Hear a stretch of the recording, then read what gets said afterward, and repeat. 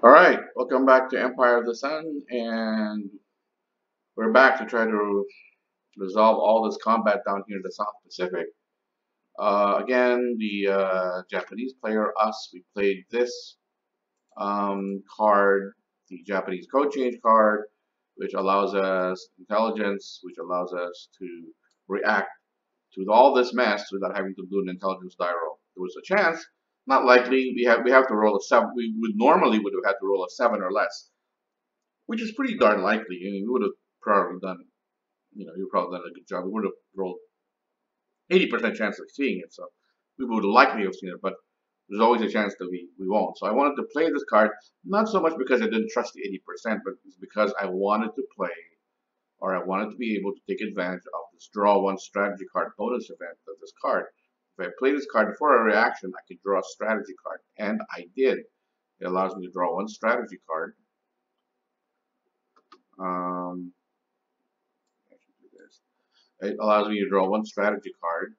And the strategy card I drew, just to show you guys, is this. Okay, very nice. It's a pretty interesting card. It's what I call the IBM card because it actually talks about that the IBM here, the IBM subsidiary, supplies punch card technology to enhance Japanese industrial productivity. Additionally, IBM Germany aids and abets the destruction of the European Jews with the same technology. In the book IBM and the Holocaust, page 395. So this card actually talks about a war crime or perpetrated the by IBM Corporation during the war in helping the Japanese and helping the Germans. So in this case, it allows the Japanese to pick up 2 extra air replacements. We cannot, of course, we cannot replace our yellow dot units, unfortunately, because receive um, those cannot receive replacements. But the other air units we can, so we'll probably bring probably bring an air unit back.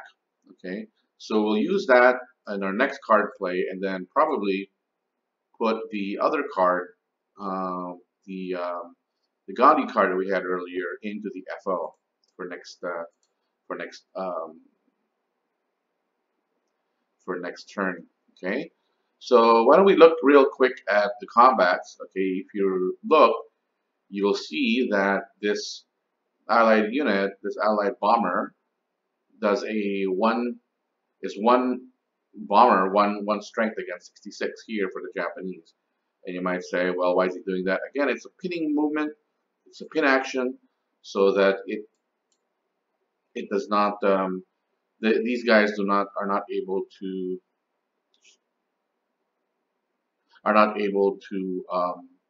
react to the combat here in D. Okay, the battle D. All right, so let's check that out. Let's see what happens. Okay, so I'm able to um, activate the South Seas HQ and activate these 3 Japanese Navy units. Remember, we're under ISR, so we can only move either Japanese Army or Japanese Navy. So in this case, we're Japanese Navy. So we do that. Okay, this guy goes here, goes there, that guy goes here. Okay, all of these guys are committed to the battle in D, in Rabaul. Okay, all right. So I think I showed this to you last turn. So A battles 1 versus 66. Okay, obviously there's not enough. Okay, 1-1. Both sides roll quarter result, which means that I have enough firepower to destroy the bomber. The bomber doesn't hurt me. The only way the bomber hurts me again is if he rolls a 9. Okay, he rolls a 9. So he doesn't do that. He's destroyed. Okay, so that's that. In battle B, same thing. 2 Japanese versus 22 allied. 2 allied versus 22 Japanese here. Fight, fight, fight. Okay, so it's 7-8. So it's a full result for both. The allies hit me with for 2 points. I don't have, I don't have weak units, so weak enough to be destroyed by this 2 point per air unit. But I hit him with 22, so this guy dies. So that guy is eliminated. Okay. All right. So that's battle B. Battle C is interesting because out here, 2 against 14. Again, he's spinning. Talked about that in the previous video. 5-2. So he hits me for a half result, and I hit him for a quarter result. Half of 2 is 1. He doesn't hurt me. Unfortunately, a quarter of 14 is not enough to hit him, so that's a null result right there. Nobody gets hurt. Okay, all right. So in D we have the main event, as it were. Okay, so it's 55 allied factors versus 50 Japanese factors, and this is the interesting battle because this is what it's all about. This is what the point of his offensive. He's trying to destroy the remaining carrier I have here. And so we roll the dice and boom. Okay, pretty big deal here. The Japanese player, moi, scored a critical hit. We rolled a 9. That's a pretty darn big deal. Okay, there's a 1 in 10 chance of this happening, and it happened. Okay, so I can bet you that my opponent is steaming or is going to be very angry when he sees this. Okay, why is it such a big deal? Well, let me tell you. Let me show you. Okay, so full results all around 55 AP hits, 50 Japanese hits. Okay, so I'm telling you, I say here, hit the 2 US carriers for 24 hits, and the miss for another 24 for 48 hits, and the last 2 hits are wasted. 50 hits, but I only used 48 because I can't use the other 2. Okay, so let's see. Let me just show you what happened. Okay, so normally what would have happened was this. You know, he has this, he has that. He's got these 2 guys. Okay, these 2 guys are here. Where's the Lexington? Oh, where's Lexington? Okay, so this guy is here. This guy is here. So these are all the units that were fighting the battle against me. Okay, so I'm missing.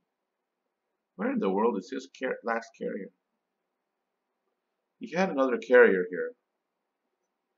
I wonder where it went. Huh.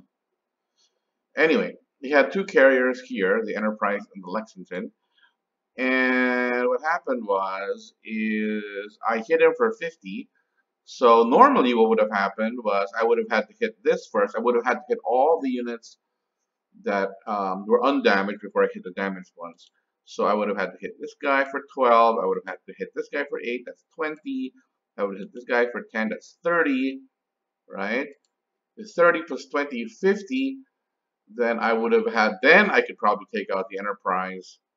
Take out the Enterprise.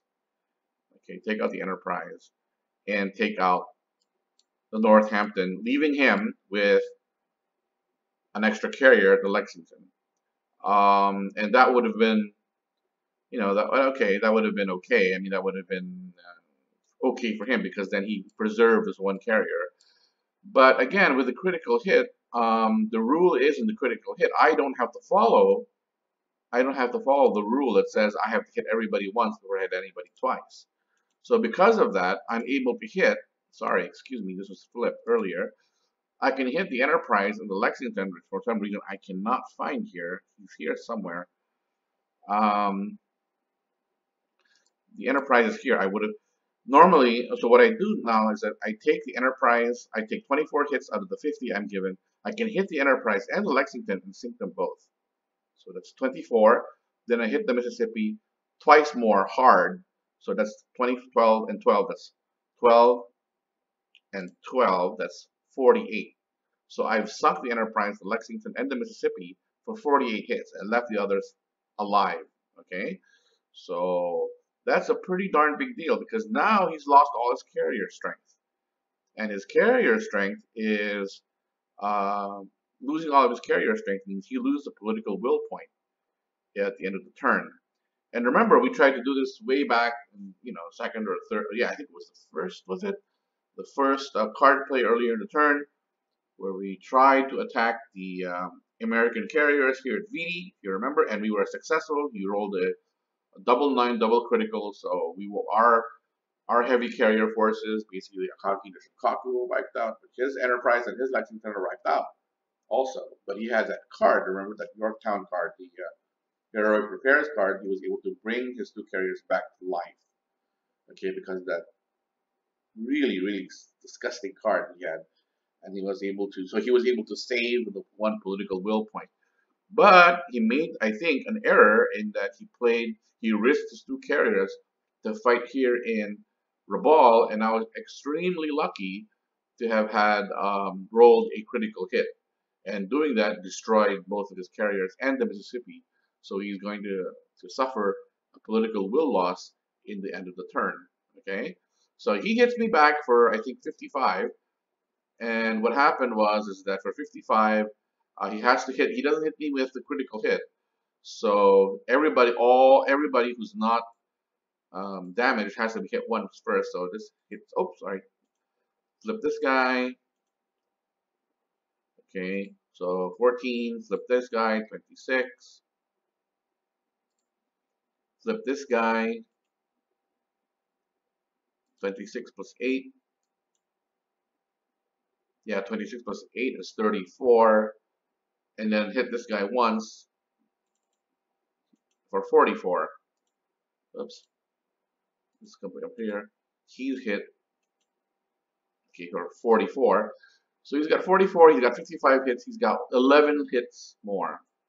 Right? So I assume that he's going to hit this guy to destroy him because he's more powerful than this guy. He's only up. So he only has enough strength to either hit this guy, or sink this guy. So I'm going to assume he wants to hit this guy because A, it's a yellow dot unit, elite air, it's the most powerful. So I'm just going to play for him, assuming that he's going to destroy. He wants to destroy this. He can of course change his mind and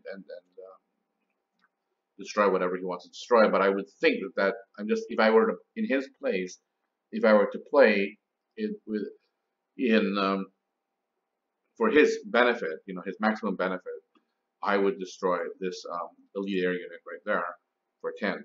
Okay, so that's this battle. It's the end of this battle, and it was a great, kind of like a Pyrrhic victory for the Japanese because we lost an elite air unit and everybody got damaged, but it was great for us. It was a victory nevertheless because we destroyed all the U.S. carriers on the board. He's going to take a political will hit next turn at the end of the turn because he does not have a the Yorktown card anymore. That's already been played, so he better not have that in his hand. So, all right, so that's it. We'll see what the Allied reaction is, and then his PBM, his post-battle movement. I made my post-battle movement, his post-battle movement, and then it'll be the Japanese card turn to play, and I will probably just play this thing here. I will probably play. I will not probably play. I will play this card for the event and pick up some air replacements. And the next card after that, put this bad boy, put this guy into the FO. All right. So pretty happy with the result. I think that was crazy that we were able to roll against all odds a 9 in that battle. So thank you for your attention, and I'll see you in the next video after the Allies make their post-battle movement.